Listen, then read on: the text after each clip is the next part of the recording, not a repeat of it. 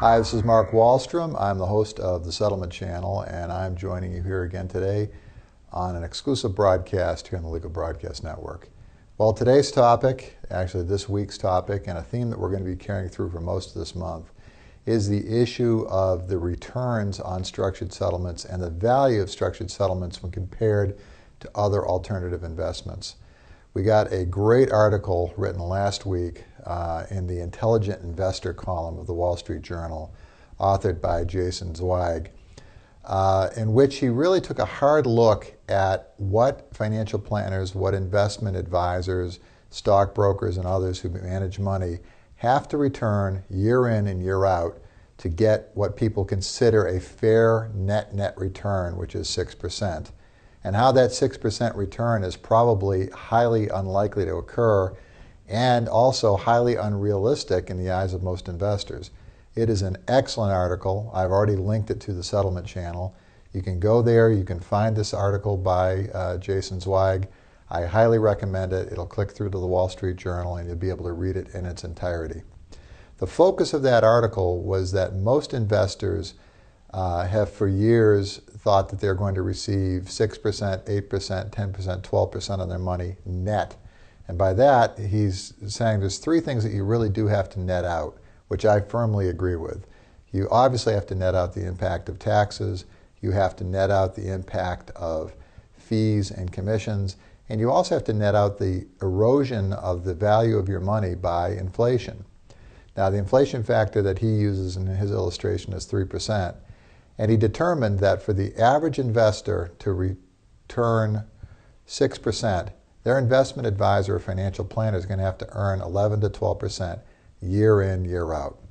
Now, this got me thinking, because one of the things that people moan and groan about the most in the structured settlement industry is our low yield. And how are we supposed to sell this product with yields of 4%, 5%, 6%?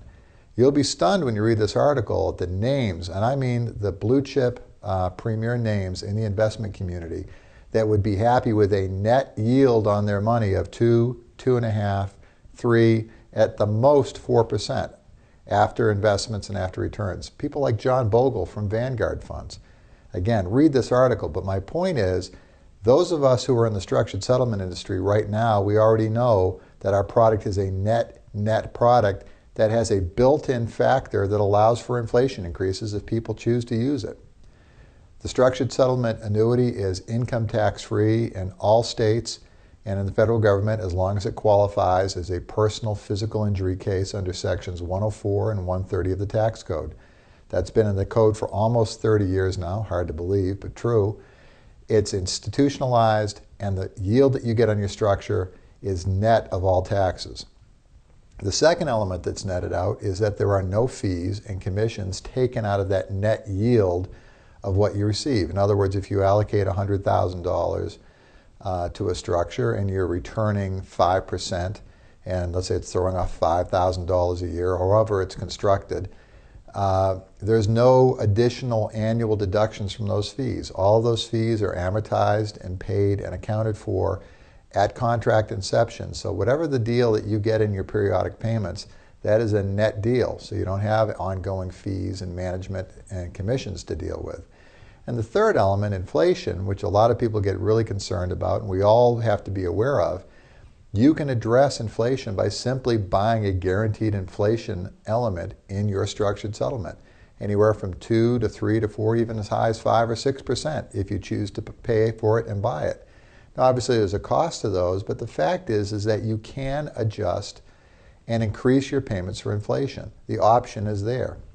Now, when you consider that we're about to enter an inflationary period, in all likelihood, that we are also about to enter a period of much higher income taxes to deal with deficits, and in all likelihood, there's a strong school of thought that interest rates are going to be going up because of the inflations and the deterioration of the dollar and monetary inflation that we may be dealing with.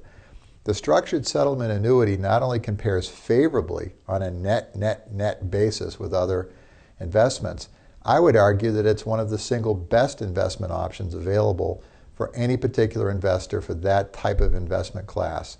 There's almost no other investment or annuity or banking option that gives you the same level of benefits as a structure.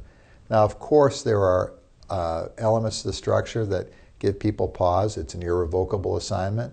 You lose a great deal of liquidity with your investment. And anytime a structured settlement is set up, I always encourage people to work with a planner or work in tandem with a structured settlement professional and a planner to make sure that you also have a pool of money set up that is managed, that is liquid, and is available. But assuming that you do a coherent and intelligent plan and that you look at your options, I think most people are going to realize that the structured settlement annuity, after all deductions, all fees, and after that net calculation, is clearly one of the best options and is going to become an even better option as taxes increase, as inflation increases, and as interest rates go up.